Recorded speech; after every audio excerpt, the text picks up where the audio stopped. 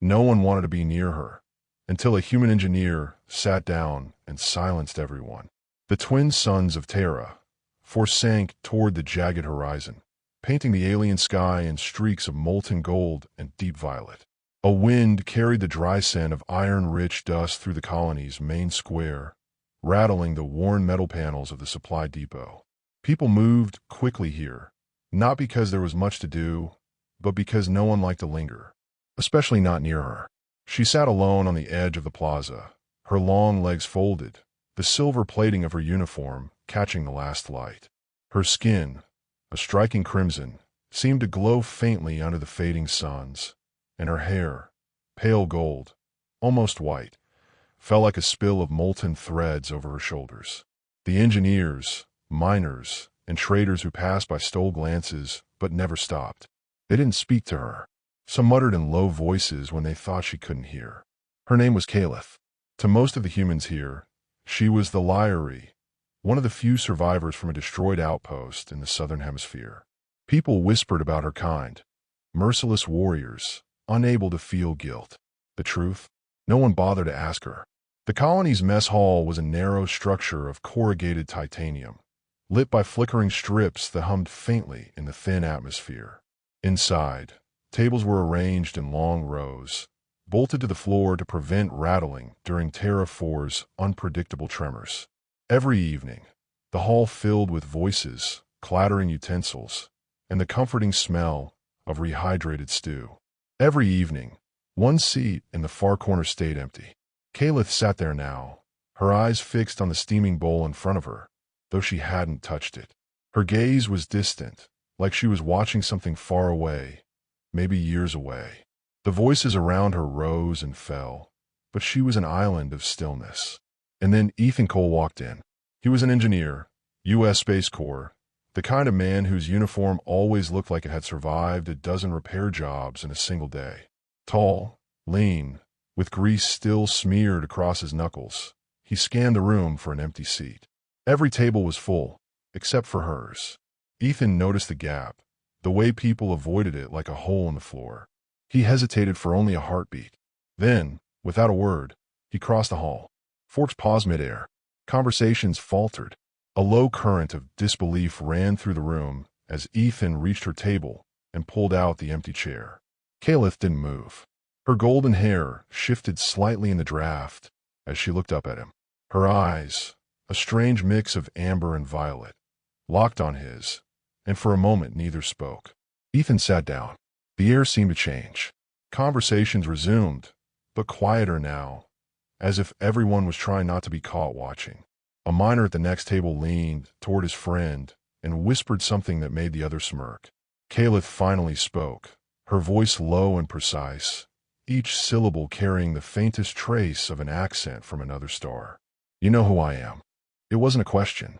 "I do," Ethan replied. His tone was easy, almost casual, but there was no mockery in it. "And I know you've been eating alone for weeks." Her eyes narrowed, not in anger, but in the guarded way someone does when they're waiting for the punchline to a cruel joke. "Why?" she asked. He shrugged, picking up his tray. "Because I'm tired of eating standing up." A faint crease formed between her brows. He didn't look away. Neither did she, and though she didn't smile, her grip on the spoon loosened slightly. For the rest of the meal, they ate in silence. Ethan didn't press her with questions. He didn't ask about the war, or her people, or the things she might have lost. He just stayed. When they finished, he stood and nodded once in farewell. She gave the smallest nod back. The moment lasted no more than half an hour, but by the time Ethan stepped into the corridor, the rumors had already begun to twist. By the next day, people would say the human engineer had lost his mind. Others would say he was trying to get close to her for information. A few would whisper that maybe, just maybe, he had seen something the rest of them hadn't. But for Caliph that night, it was simpler. For the first time in many suns, someone had chosen to sit beside her. And not because they had to. By the next morning, the colony had a new, unspoken rule. Keep an eye on the human engineer. Ethan noticed the stairs while walking through the main corridor of the engineering bay, a cavernous space lined with diagnostic screens, stacks of replacement panels, and a faint smell of ozone. The machinery hummed with the steady rhythm of work, but conversations paused whenever he walked past.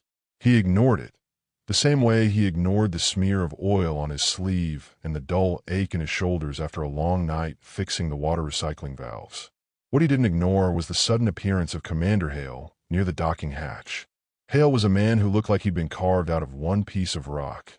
Short hair, square jaw, and a gaze that could drill through bulkhead plating. "Cole," the commander said, his voice as cold as the reinforced windows. "Walk with me." They moved down the narrow hallway toward the outer platform, where the thin air of Terra shimmered faintly against the protective field. Hale didn't look at him. "I hear you had dinner with the Lyrie." Ethan kept his expression neutral. "Her name's Caliph." That wasn't the question. "I wasn't aware it was against regulations." "It's not." Hale stopped, turning to face him fully. "But it's against common sense. You know her kind fought against us not 10 years ago. You know people died." Ethan met his gaze. "I also know she hasn't lifted a weapon since she got here. And she's done nothing to anyone in this colony." "That you know of," Hale countered. "Look, I'm not ordering you to stay away. But people don't trust her. And if they start thinking you're on her side, they won't trust you either." Ethan didn't reply. Hale gave a sharp nod and walked away, leaving him with the hiss of the airlocks and the faint burn of frustration in his chest. That evening, Ethan headed to the mess hall again. The same empty seat waited in the corner. Caliph was already there, eating in her usual slow, deliberate way. Her hair caught the light in soft, metallic glints. This time, when he sat down, she didn't ask why. She simply looked at him for a few seconds, as if measuring the weight of his decision. "They spoke to you," she said.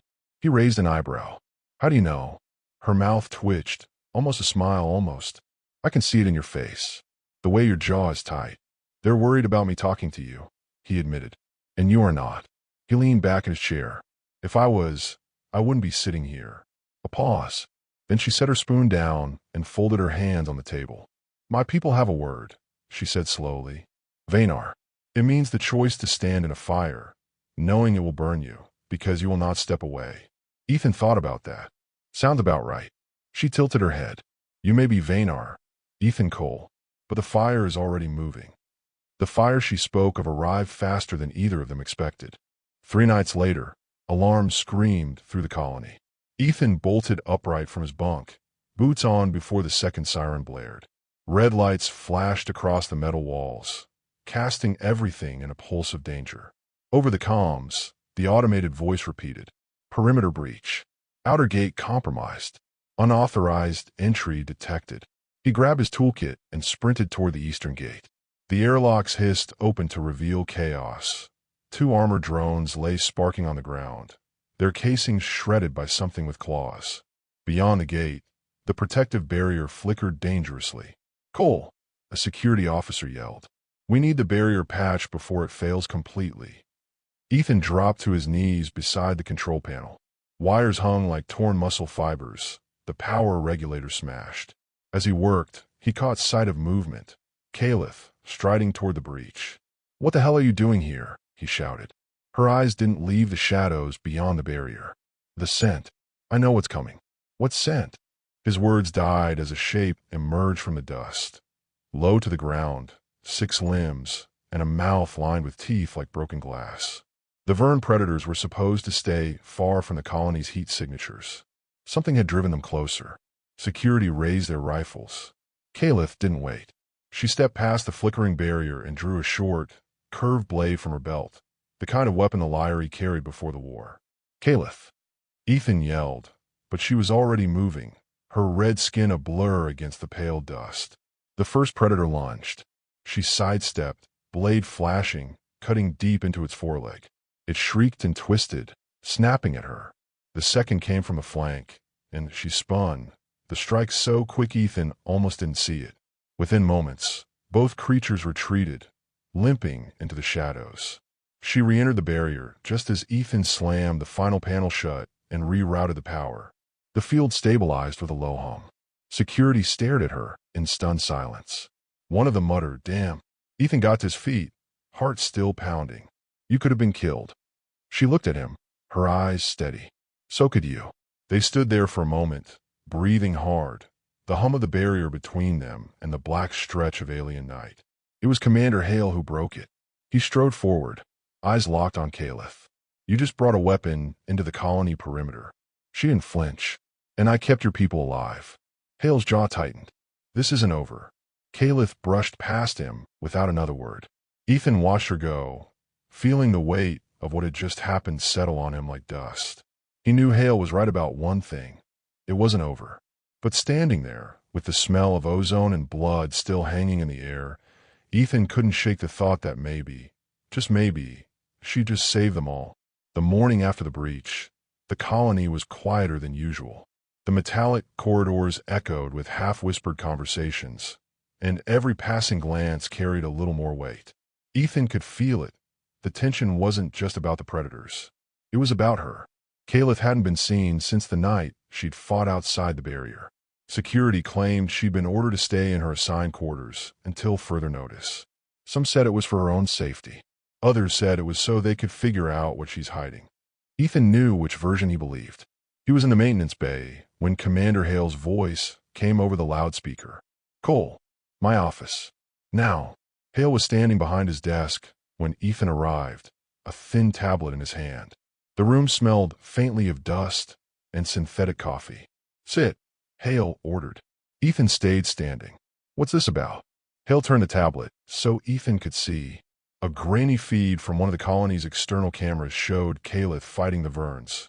Every movement precise, every strike efficient. It looked professional, military. You see my problem? Hale said. She saved lives, Ethan countered. She fought like a trained soldier. Because she is one. A soldier from the wrong side. And now every man and woman in this colony is asking themselves, what happens if she turns those skills on us? She hasn't. Ethan said, his voice sharp. She could have last night. She didn't. Hale set the tablet down. You're not thinking clearly, Cole. Maybe because you want to believe she's different. But I need facts, not feelings. Ethan leaned forward. The fact is, without her, we'd be scraping bodies off the gate. For a moment, the two men just stared at each other. Then Hale broke the silence. She's being transferred. Ethan froze. Transferred where? Back to the Central Command Station in orbit. Away from here. That's not a transfer. That's exile. Call it whatever you want. It's happening in 2 days. That night, Ethan couldn't sleep. His mind kept replaying the way Caliph had moved through the dust, the sound of her blades striking metal and flesh, the calm in her eyes afterward. It wasn't just that she'd saved lives. It was that she'd done it knowing exactly what the reaction would be. She'd stepped into the fire anyway, and now she was paying for it. At 0200, he gave up trying to rest. He pulled on his boots and headed for the far end of the habitat ring, where Caliph's quarters were located. 2 security officers stood outside her door, but Ethan wasn't the type to be easily turned away. Commander Hale sent me. He lied, holding up a data pad. He needs her to answer some questions about the breach. Wants it on record before the transfer. The guard exchanged a glance. After a moment, one shrugged and stepped aside. Make it quick. Inside, Caliph was sitting cross-legged on her narrow bunk, her hair falling loose over her shoulders. She looked up as he entered. You shouldn't be here, she said quietly. I heard about the transfer. Her expression didn't change. Of course you did. You're just going to accept it? He asked. What would you have me do? Fight my way out. That would only prove their fear is justified. He stepped closer. You don't belong in orbit prison. It is not prison, she said, though her voice lacked conviction. It is simply a way. You saved them. You saved me. She looked at him for a long moment, her strange amber-violet eyes unblinking. You think that matters to them? It matters to me. Something flickered in her gaze then. Not quite warmth, but recognition. Ethan Cole, she said softly. You are walking deeper into the fire. I know, he replied. Maybe I don't care. The next day, the fire took on a new shape. The colony's long-range sensors picked up movement, dozens of heat signatures approaching from the south. More Verns. Too many for security to handle alone. In the command center, officers scrambled to assess the situation. Hale barked orders, directing troops to reinforce the gates. Ethan stood near the console, watching the data feed. They're grouping, one technician reported. Like they're being driven toward us. By what? Hale demanded. Unknown. But they're moving fast. Ethan didn't wait for permission. He left the command center and headed straight for Calith's quarters. The same guards blocked the way. "She knows these predators," Ethan said, his voice sharp. "She's the only one who's fought them up close and won. If you keep her locked up, people are going to die." One of the guards hesitated. The other shook his head. "Orders are orders." The floor shuddered under their boots, a distant thud that was too heavy to be machinery. "That," Ethan said, "is not going to wait for orders." The hesitation became agreement. The door slid open. Calith stepped out, her blade already in hand. She didn't ask what was happening. She didn't need to. By the time they reached the eastern gate, the outer barrier was already under attack. Shadows moved in the dust, and flashes of teeth glinted in the failing light. The Verns weren't charging recklessly. They were probing, testing for weaknesses. "This isn't normal," Calith murmured. "They don't work together like this." "Then what's making them?" Ethan asked. She didn't answer. Instead, she turned to him. "If the barrier drops, they'll come in from all sides. You need to seal the north access tunnel. And you." She slid her blade into a reverse grip. "I'll keep them busy." Before he could argue, she was gone, leaping onto the gate structure with inhuman speed, her silhouette cutting through the swirling dust. The Vern shrieked and surged toward her. Ethan forced himself to move, racing for the north tunnel controls. As he worked, he caught glimpses of her in the corner of his vision, darting between attackers, her blade flashing in arcs of silver and red. The ground trembled again, harder this time. A shape appeared in the dust behind the Vern pack, taller, heavier, plated in black chitin. Its eyes burned a sickly green. "Calith," he shouted.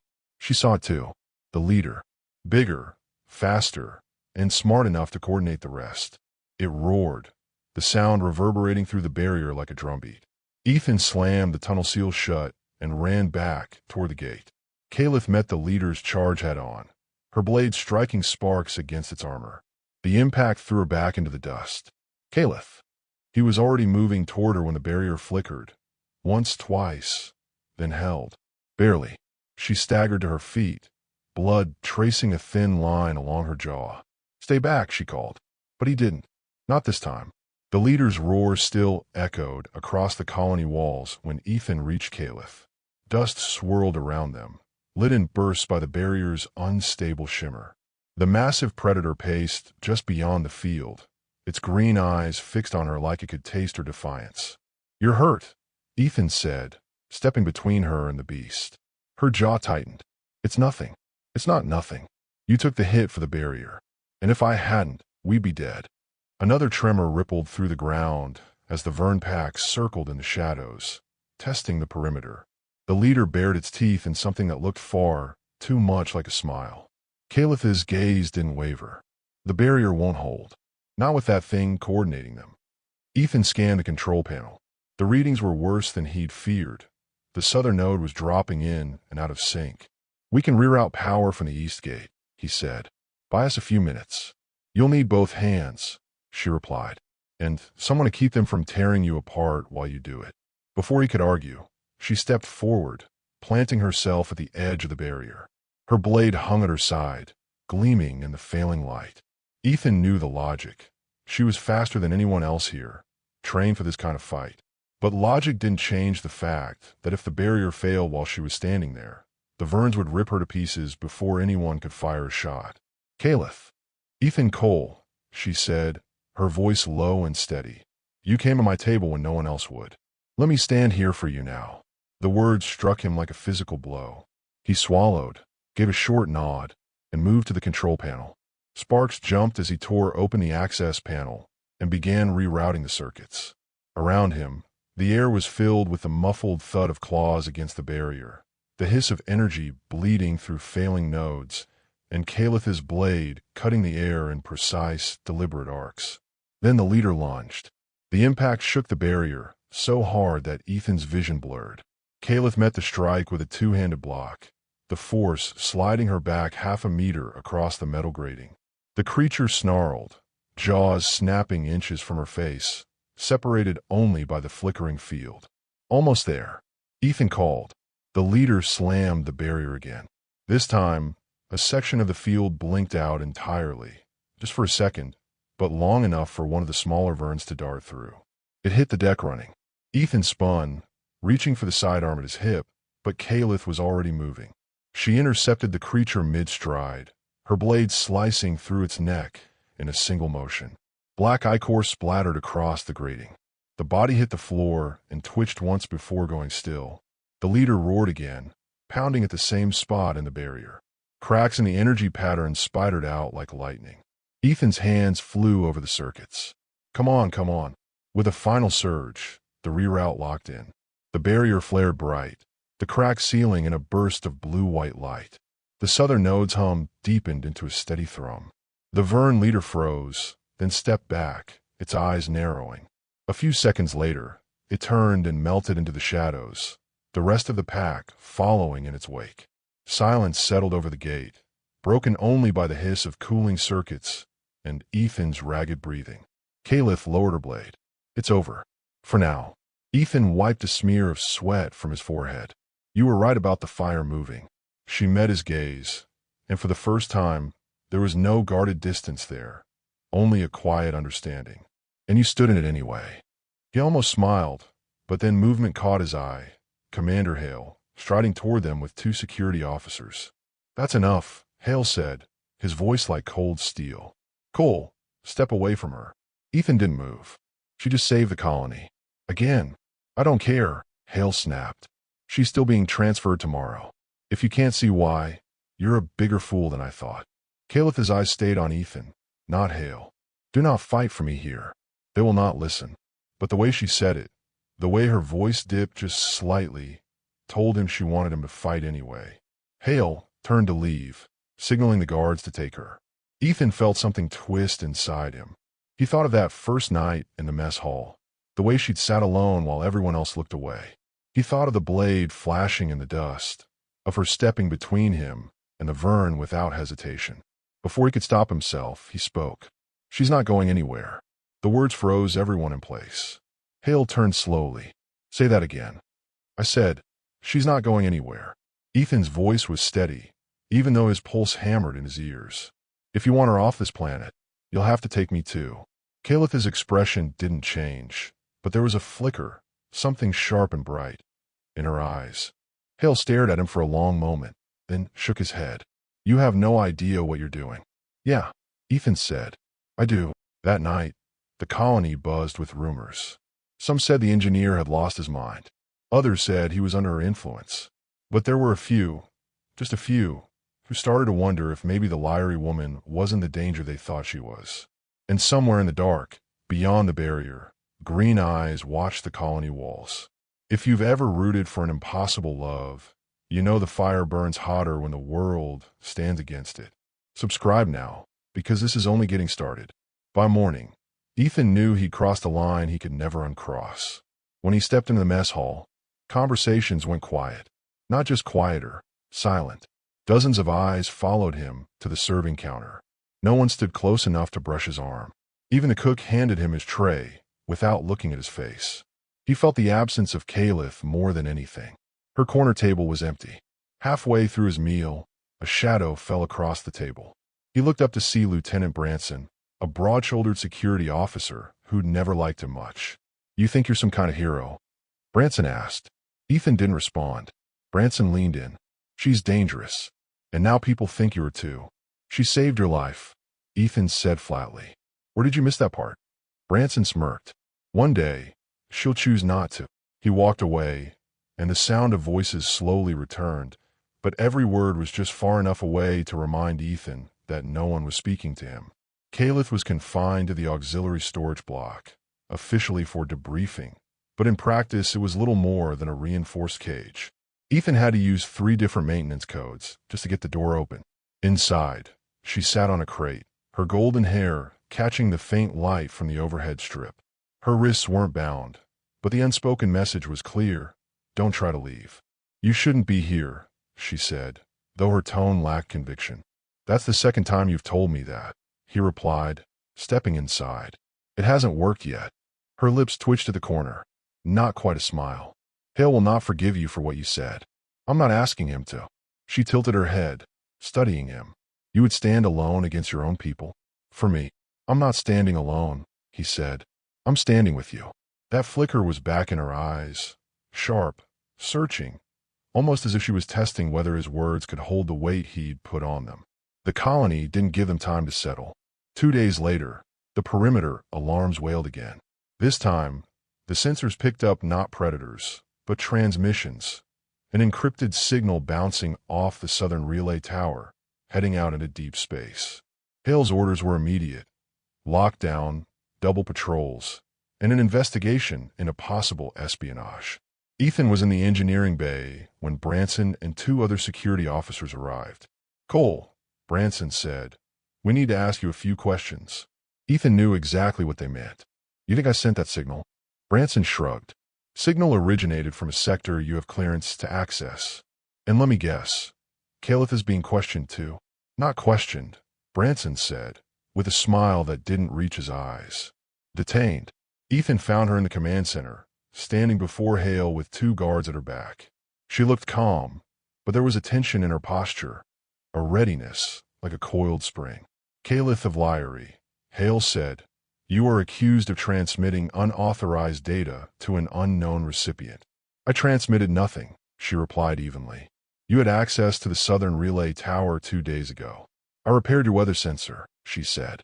"Nothing more." Hale's gaze flicked to Ethan as he stepped forward. "You vouch for her?" "Yes," Ethan said, "because I was there. She didn't send anything." "Then who did?" Hale asked.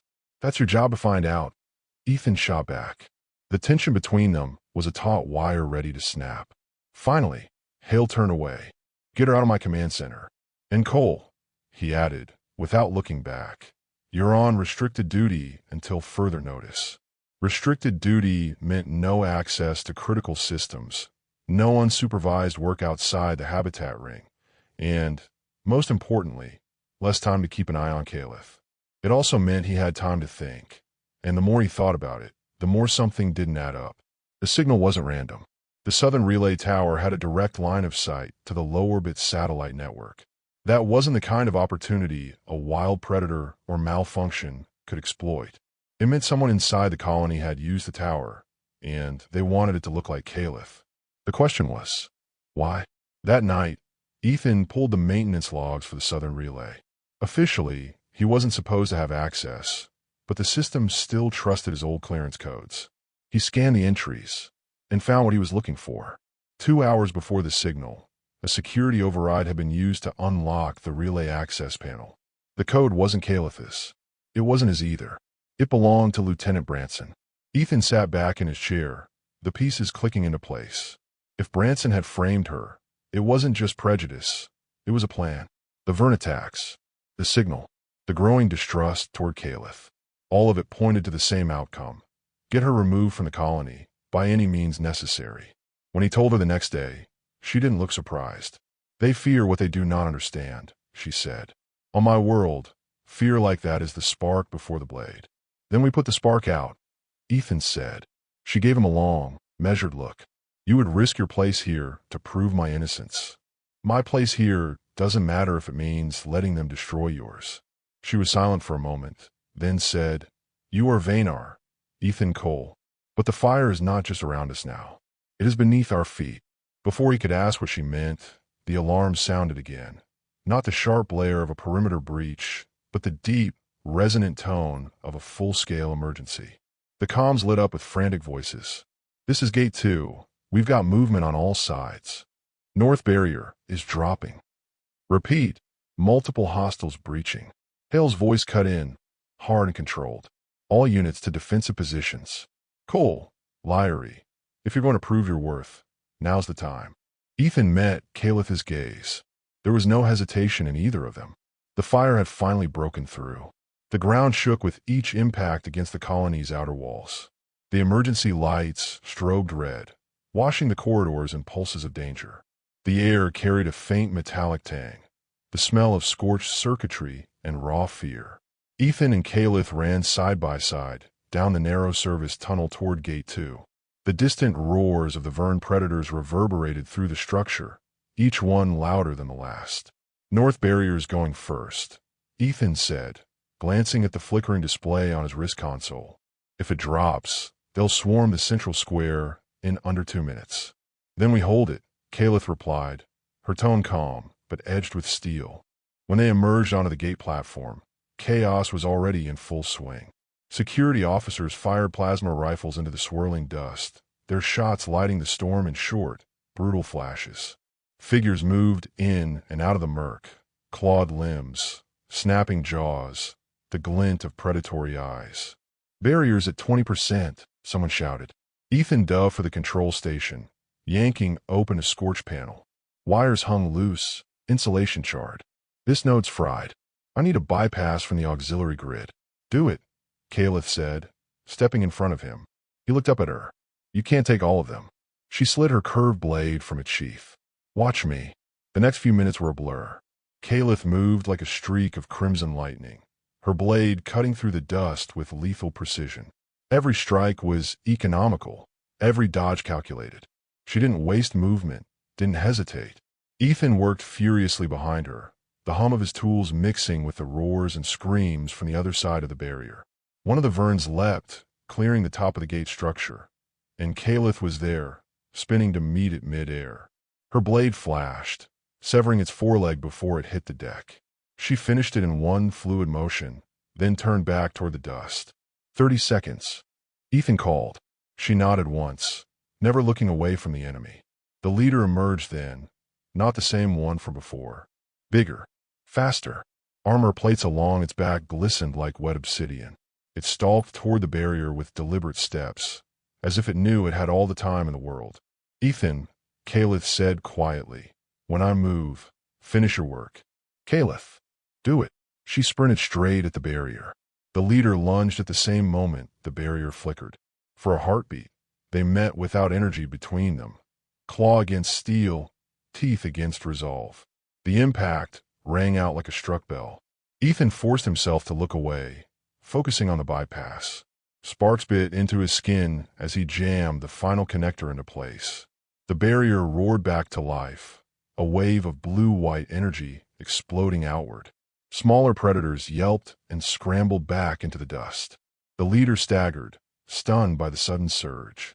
Caliph didn't waste the opening. She drove her blade deep into the seam of its armored chest, twisting hard. The creature bellowed, shuddered, and collapsed in a heap just outside the barrier. Silence fell, not complete, but enough to feel the tide had turned. Minutes later, they were back inside the central square, leaning against the wall of the supply depot. Both of them were breathing hard. Caliph's hair clung to her cheeks, streaked with dust and blood. Some of it hers, most of it not. You held the gate, Ethan said. We held it, she corrected. He allowed himself a small smile. Fair enough. For a moment, neither spoke. The world seemed smaller here, the space between them charged with something neither had put into words yet. Then Caliph said, When I fought outside the barrier before, I thought you would not understand why I risked it. Now you do. I understood, he said. I just didn't know how much it would cost. Her eyes softened. And you paid it anyway. Ethan shrugged. Guess that makes us both, what was the word? Vanar. Right. That. A faint curve touched her lips, the closest thing to a smile he'd seen from her. But the colony wasn't celebrating. As the dust settled, the whispers started again. She's dangerous. She fought like one of them. Maybe she brought the predators here. The same words, over and over, now with Ethan's name attached. By evening, Hale summoned them both to the command center. His expression was unreadable. You saved the North Barrier, he said.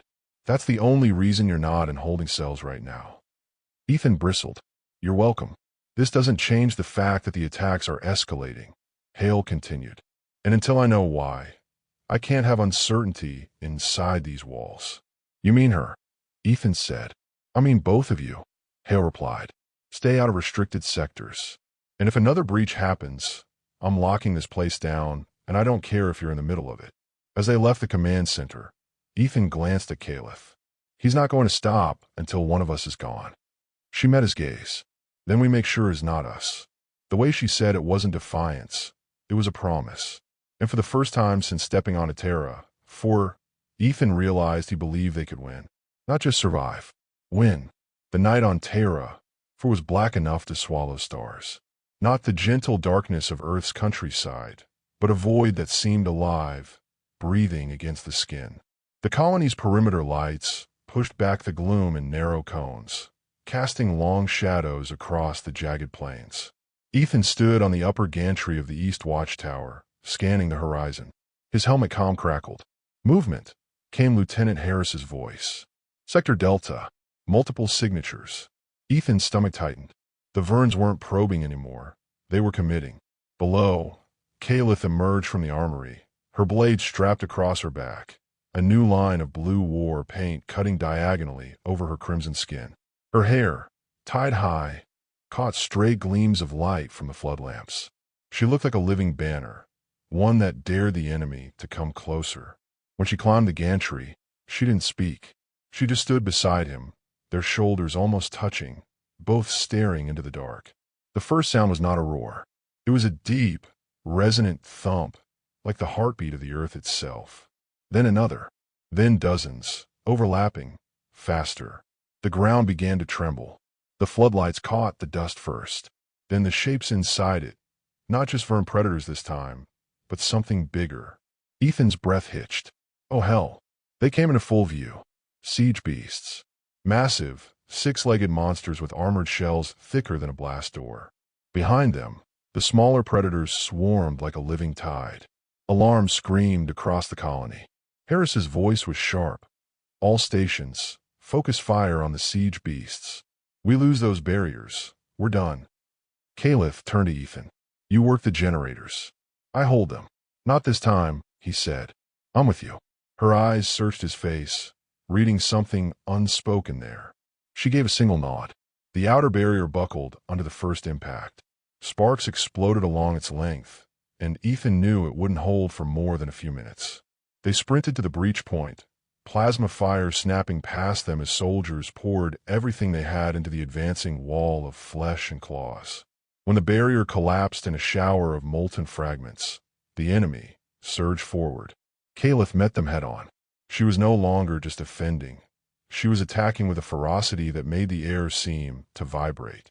Her blade flashed arcs of silver light under the flood lamps. She used the momentum of each kill to pivot into the next strike, never stopping, never yielding. Ethan was at her back, rifle barking, tools clattering at his belt. When a predator lunged too close, he met it with a blast from his welding torch, the white-hot flame biting deep into alien hide. The siege beast reached the inner wall. Ethan could feel the vibration of its steps in his teeth. Kalith pointed at the creature. "We bring it down, or the colony falls." He didn't argue. They sprinted together, weaving between snapping jaws and thrashing tails. Plasma bolts peppered the beast's shell, but did little more than scorch it. They needed something more. Ethan spotted the maintenance hatch along its underside. A weak point. "There," he shouted. Kalith dropped low, sliding under the beast's body as Ethan dove after her. The smell was overpowering. Wet metal, scorched flesh, and the sickly sweet tang of alien blood. "Hold it steady," Ethan yelled. Kalith drove her blade into one of its leg joints. The beast screamed, its massive body lurching. Ethan jammed his plasma cutter into the hatch, forcing it open against the buckling metal. Inside, he could see the pulsing bioreactor that powered the thing's unnatural strength. 3 seconds, he called. She didn't ask what would happen next. She just braced herself against the beast's shuddering frame. Ethan hurled the plasma charge into the reactor and grabbed Kalith's arm. "Run." They barely made it 10 paces before the detonation ripped through the night. The explosion painted the plains in blue-white fire. The siege beast's roar cut short in a choking gasp as its body folded in on itself, collapsing into a smoking crater. The shockwave knocked soldiers off their feet and sent the smaller predators scattering into the dark. But the victory was not clean. When Ethan looked at Kalith, her war paint was smeared with blood, her own this time. A deep gash ran from her collarbone to her ribs, where one of the beast's claws had caught her during the escape. "Kalith." He tore open a med pack, hands moving faster than thought. She gripped his wrist. "Not here. We finished the fight." He looked toward the battlefield. The remaining predators were retreating into the black, their roars fading. "It's finished," he said. For a moment, she simply looked at him, her eyes reflecting the last dying flickers of fire. Then she let him patch the wound. When they returned to the colony's central square, the air was heavy with smoke and relief. The soldiers looked at them differently now, not with suspicion, but with something close to respect. Hale stepped forward, his voice carrying over the crowd. "We held tonight because of them." He didn't say the human and the alien. He just said them. Calith's gaze lingered on Ethan. She looked tired, yes, but there was also a quiet pride there. "You stayed," she said softly. "Yeah," Ethan replied. "I think I'm done sitting anywhere else." For the first time, she laughed, a sound rare and startling and entirely worth every risk he'd taken to hear it. Dawn on Terra, for it was less a sunrise and more a slow bleeding of pale gold through the poisonous haze that clung to the sky. The fires from the battle still smoldered in blackened pits outside the colony walls, curling smoke into the cold air. Ethan stood on the repair scaffold above the eastern gate, tightening the last segment of a replacement barrier plate. His hands moved with the mechanical focus of someone trying not to think too much. The fight was over, but the echoes hadn't left him. The weight of the siege beast's roar, the jolt of the explosion, the sight of Caliph bleeding in his arms. Below, the colony was awake but subdued. Soldiers stacked the corpses of the Vern predators into pyres, their eyes hard and hollow. Civilians moved in small groups, cleaning debris from the streets, whispering in a mix of relief and disbelief. Caliph was at the center of it all. Her crimson skin stood out stark against the ash-streaked ground, her blonde hair loose now, falling over the bandage strapped across her side. She wasn't giving orders, yet people moved when she spoke. Soldiers who had once avoided her now listened. One even handed her a water canister without hesitation. Ethan climbed down from the scaffold, his boots crunching on gravel. As he approached, Caliph turned, catching his gaze. She gave him the faintest nod, the kind of acknowledgement that carried more weight than any speech. "How's the wound?" he asked. She smirked faintly. "It's not the first time something tried to kill me. It won't be the last. You're supposed to say you'll be more careful next time." "Why would I lie to you?" she countered, her tone light but her eyes serious. He didn't have an answer. He just stood there, the silence between them thicker than the morning haze. By midday, the council convened in the central dome, a structure of reinforced glass and steel that still bore the scorch marks from the night's assault. Ethan wasn't invited. He knew his place. Engineers fixed walls. They didn't decide what those walls kept out. But word traveled fast in a colony, and by the time he was halfway through repairing a generator conduit, Harris found him. "They're deciding what to do about her," Harris said, glancing toward the dome. "Half the council wants her gone. The other half, well, they've seen what she can do. She saved all of us," Ethan said flatly. "That doesn't erase months of fear," Harris replied. "You know how people are." Yeah, Ethan knew. Fear was a habit, not just a reaction. And habits were hard to break, even after someone saved your life. When the council finally emerged hours later, Caliph walked out with them. She didn't look triumphant. If anything, she looked unreadable. Ethan caught up with her outside the dome. "Well, they voted to let me stay," she said, "but under observation." Her tone made it clear what she thought of that word. Observation by who? She gave him a slow look. "Guess." Ethan almost laughed. "So I'm your parole officer now?" "Something like that," she said, and for the first time all day, a trace of humor touched her lips. That night, the colony held a subdued gathering in the mess hall. Not a celebration. There was too much loss for that, but a collective exhale. People shared food, clinked mugs, and for once, Caliph wasn't sitting alone. A soldier who had once refused to stand within 3 feet of her now asked about her blade technique. A child peeked from behind a table leg, curious rather than afraid. Ethan watched from across the room.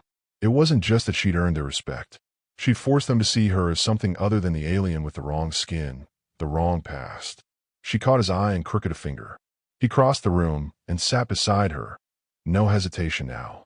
No barrier of silence. "You're quiet tonight," she said. "Thinking. Dangerous habit." "I was thinking," he said slowly, "about how fast people change their minds, and how fast they change them back." Her expression didn't shift, but her gaze softened. "That's why you keep people close when they show you who they are, not when they tell you." He realized she wasn't just talking about the colony. Later, as the mess hall emptied, they stepped outside together. The night was cold and still, the battlefield beyond the walls littered with silent shadows. Above, the faint outlines of Terra 4's moons glimmered through the haze. "You ever think about leaving?" he asked suddenly. "Every day," she said. "But where would I go that wouldn't see me as a threat?" Ethan didn't answer right away. Then, "Maybe the question isn't where you'd go. Maybe it's who you'd go with." She looked at him for a long time, the kind of look that felt like a choice being made. "Careful, human," she murmured. "You keep talking like that, I might start trusting you." He smiled faintly. "Good. Makes it harder for you to kill me in my sleep." Her laugh was quiet, but it lingered in the air long after they walked back inside.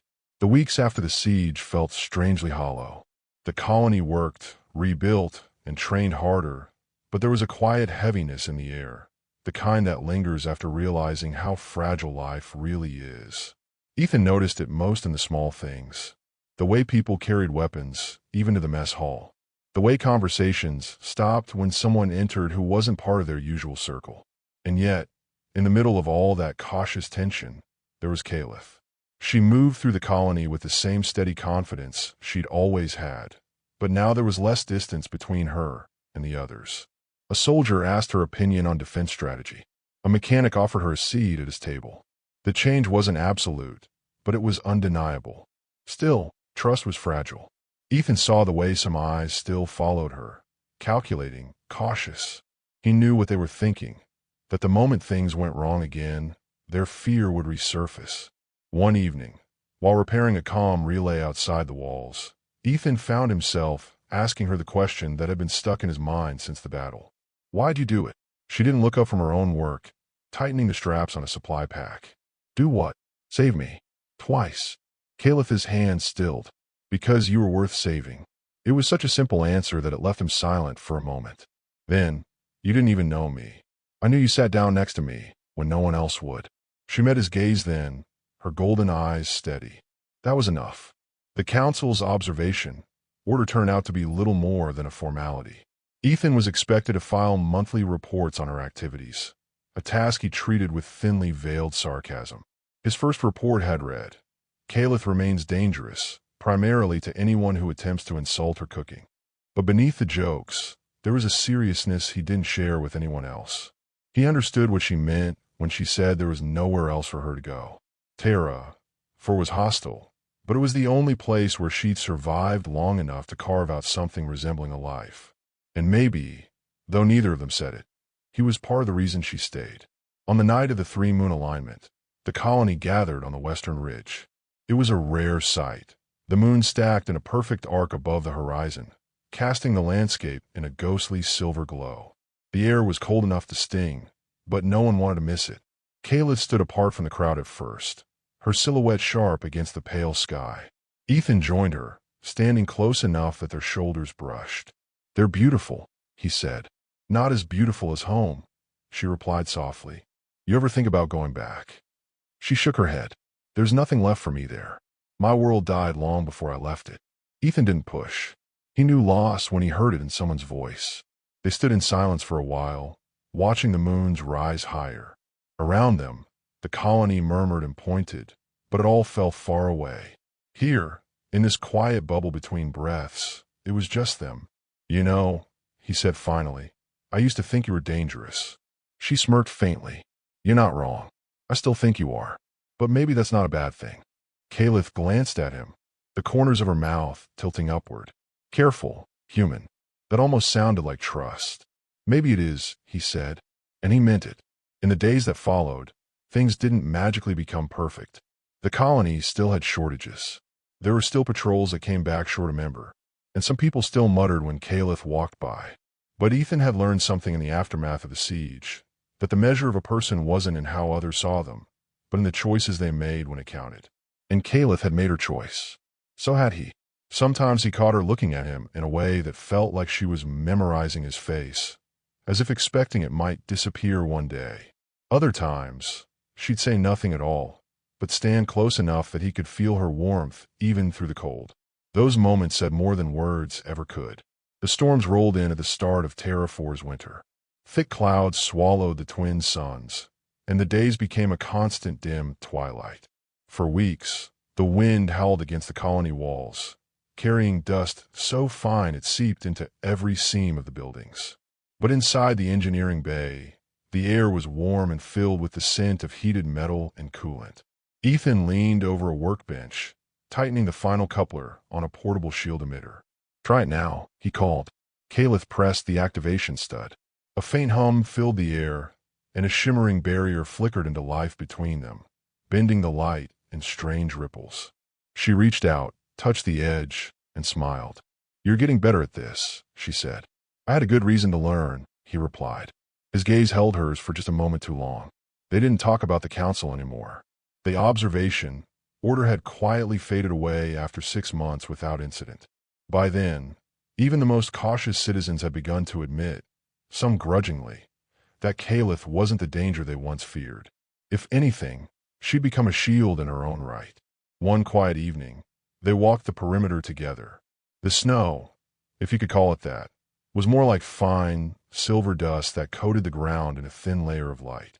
Above them, the moons burned brighter against the winter sky. Caliph stopped by the eastern wall and leaned against the rail, looking out toward the endless barren plains. "You ever wonder what's out there?" she asked. "Every day," Ethan said. "But every time I think about going, I think about who I'd leave behind." She didn't answer right away. Instead, she reached into her coat and pulled out something small, a thin strip of metal, engraved with a spiral pattern. She placed it in his hand. "What's this?" "A token from my home world," she said. "The last thing I kept. If you ever go out there, take it with you." Ethan closed his hand around it.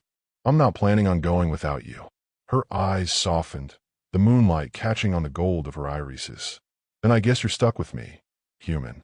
In the years that followed, their names became part of the colony's quiet history. New settlers arrived, never knowing the days when fear and suspicion nearly tore the walls apart. They saw only the engineer and the alien who worked side by side, who argued over broken parts and bad rations, who stood shoulder to shoulder on every watch. And sometimes, when the storms cleared, they'd walk beyond the walls, leaving only 2 sets of footprints in the silver dust. If you've ever believed in a love that crossed impossible distances, or in the courage it takes to sit beside someone the world tells you to fear, then you already know the rest of their story. Thank you for traveling with me through Terra 4. If you want to experience more human and alien stories like this, subscribe and leave a comment. Your thoughts keep these journeys alive. Because somewhere, out there, another impossible meeting is already waiting to happen.